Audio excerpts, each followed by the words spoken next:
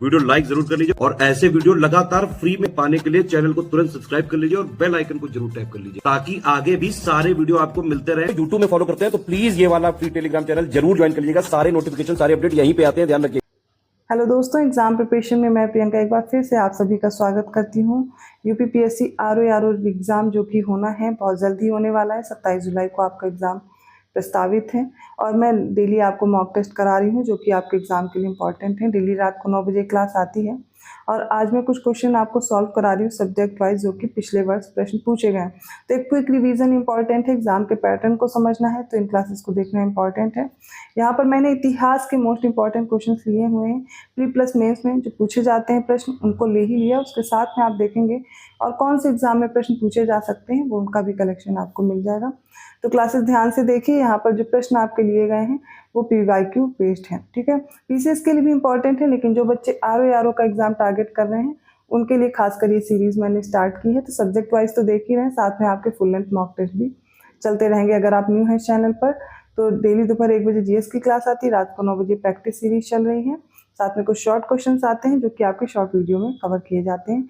जो भी बच्चे पेड कोर्स में इंटरेस्टेड हैं, जिन्हें टेस्ट ज्वाइन करना है, फुल लेंथ मॉक टेस्ट चाहिए, टेस्ट सीरीज आपको सारी एक साथ मिल जाएंगी, या कंप्लीट कोर्स भी ज्वाइन कर सकते हैं RO के लिए। डिस्क्रिप्शन बॉक्स में मैंने नंबर प्रोवाइड किया, आप उन पर कॉल या मैसेज करके इन्फॉर्मेशन ले सकते हैं, जिसमें आपको एग्जाम ओरिएंटेड टेस्ट सीरीज दी जा रही। डेली प्रैक्टिस कर पाओगे, उसका एक्सप्लेनेशन आपको डिटेल में दिया जाएगा, जिससे उनसे रिलेटेड और भी कोई प्रश्न बनते हैं तो आप आसानी से हल कर पाएंगे। कंटेंट में आपको देखना है कि आपकी सब्जेक्ट वाइज सारी क्लासेस अवेलेबल हैं, सारे सब्जेक्ट भी कंप्लीट हो जाएंगे और आपकी प्रैक्टिस भी अच्छे से हो जाएगी। चाहे करंट अफेयर हो, GS हो, हिंदी हो, कुछ भी हो, आपको कहीं और से पढ़ने की ज़रूरत नहीं, सिर्फ इतना कंप्लीट करेंगे आपका कंप्लीट हो जाएगा कोर्स, ठीक है, सिलेक्शन ले पाएंगे। तो कोर्स से रिलेटेड छोटी सी जानकारी थी। चलिए आज की क्लास स्टार्ट करते हैं। 51st क्वेश्चन है, मोहम्मडन एंग्लो ओरिएंटल कॉलेज जो है अलीगढ़ का, इसकी स्थापना किस वर्ष हुई थी? 1876, 1891, 1875 या 1874? तो इसका राइट आंसर होगा ऑप्शन सी 1875 में। 52nd क्वेश्चन है, कुछ घटनाएं दी गई हैं और उनके ईयर दिए गए हैं, बताना कोई एक है जो करेक्टली मैच्ड नहीं है। अखिल भारतीय महिला सम्मेलन 1926, अखिल भारतीय डिप्रेस्ड क्लास संगठन 1918, Bombay social reform association 1908, the Indian national social conference 1887।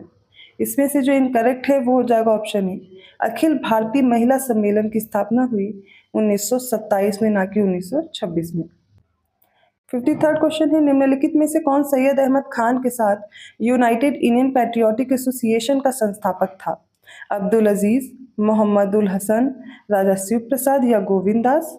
और इस प्रश्न का सही उत्तर हो जाएगा ऑप्शन सी, राजा शिव प्रसाद। तो सैयद अहमद खान के थे राजा शिव प्रसाद, किसके संस्थापक? तो यूनाइटेड इंडियन पैट्रियोटिक एसोसिएशन के। 54th क्वेश्चन है, लखनऊ में स्थापित हुई थी अखिल भारतीय किसान कांग्रेस, इसके महासचिव के रूप में निम्नलिखित में से किसे चुना गया था? स्वामी सहजानंद, ऑप्शन बी है NG रंगा, ऑप्शन सी है इंदुलाल याग्निक या ऑप्शन डी है राम मनोहर लोहिया। देखिए, दो ऑप्शंस तो आपने एलिमिनेट कर लिए होंगे, दो ऑप्शन में बहुत कंफ्यूजन होती है अखिल भारतीय किसान कांग्रेस की, स्वामी सहजानंद और NG रंगा में। तो इसका राइट आंसर होगा ऑप्शन बी, NG रंगा। ये महासचिव थे और जो इसकी स्थापना की थी वो किसने की थी? तो स्वामी सहजानंद ने की थी। कब की थी? 1936, याद रखिएगा, 1936 में अखिल भारतीय किसान सभा की स्थापना हुई थी और इसके महासचिव थे NG रंगा और स्थापना किसने की? स्वामी सहजानंद ने। 55th क्वेश्चन है, निम्नलिखित युग्मों में से कौन सा एक सही सुमेलित नहीं है? एक तरफ संपादक या लेखक हैं, दूसरी तरफ अखबार, पत्रिका और पुस्तकें दी गई हैं। तो अरविंद घोष की वंदे मातरम, गोपाल कृष्ण गोखले की सत्याग्रह है, एनी बेसेंट की न्यू इंडिया है और महात्मा गांधी की यंग इंडिया है। इनमें से कोई एक है जो इनकरेक्ट है और वो हो जाएगा ऑप्शन बी, क्योंकि सत्याग्रह के जो लेखक हैं वो मुंशी प्रेमचंद हैं, ठीक है, मुंशी प्रेमचंद हैं और बाकी सारे करेक्ट दिए हुए हैं। 56th क्वेश्चन है, निम्नलिखित में से किस क्रांतिकारी नेता ने कलकत्ता से क्रूर पुलिस कमिश्नर चार्ल्स टेगार्ट की हत्या का प्रयास किया था? सचिंद्रनाथ सान्याल ने, राजेंद्र लाहिड़ी ने, चंद्रशेखर आजाद या गोपीनाथ साहा ने? राइट आंसर है ऑप्शन डी, गोपीनाथ साहा ने। 57th क्वेश्चन है, सविनय अवज्ञा आंदोलन के संदर्भ में निम्नलिखित कथनों में से कौन सा या कौन से कथन सही हैं? महात्मा गांधी को नमक कानून तोड़ने के विरोध में सजा नहीं दी गई थी। सेकंड है, मदन मोहन मालवीय, देवदास गांधी और KM मुंशी को नमक कानून तोड़ने पर सजा दी गई थी। निम्नलिखित में से कौन से कथन सही है? इसका राइट आंसर है ऑप्शन बी, केवल दूसरा कथन सही है, पहला गलत है। देखिए, नमक कानून जो था, तो गांधी जी ने जो नमक कानून तोड़ा था, उसकी वजह से क्या होता है, पहले तो दांडी यात्रा याद रखी हुई थी, सारी क्लासेस में मैं ये सुबह दोपहर वाली जो क्लास है उसमें मैंने बताया हुआ है। तो क्या होता है, दांडी मार्च के बाद ही शुरू हो जाता है ये सविनय अवज्ञा आंदोलन, और बड़े बड़े जो नेतृत्व करता थे उन सभी को गिरफ्तार कर लिया जाता है, गांधी जी को भी सजा दी जाती है, ठीक है। इसके बाद जो होता है कि जो अलग अलग जगह पर अलग अलग लोग इसका नेतृत्व करते हैं, और ये बड़ा आंदोलन बन करके आगे उभरता है, ठीक है। तो गांधी जी को भी नमक कानून तोड़ने पर, इसका विरोध करने पर सजा दी गई थी उन्होंने, क्योंकि कानून तोड़ा था, ठीक है। इसके बाद और जो व्यक्ति कहाँ कहाँ से कौन नेतृत्व कर रहा था, इसके बारे में पूरी क्लास दोपहर वाले मैंने कराई हुई है, आप आराम से उसको देख सकते हैं और लर्न कर सकते हैं, और देख रहे प्रश्न भी पूछा गया है। 58 क्वेश्चन है, कई बार रिपीट भी हो चुका है। इसको क्रोनोलॉजिकल ऑर्डर में कुछ घटनाएं हैं, उन्हें हमें अरेंज करना है। चलिए एक एक करके देखते जाते हैं।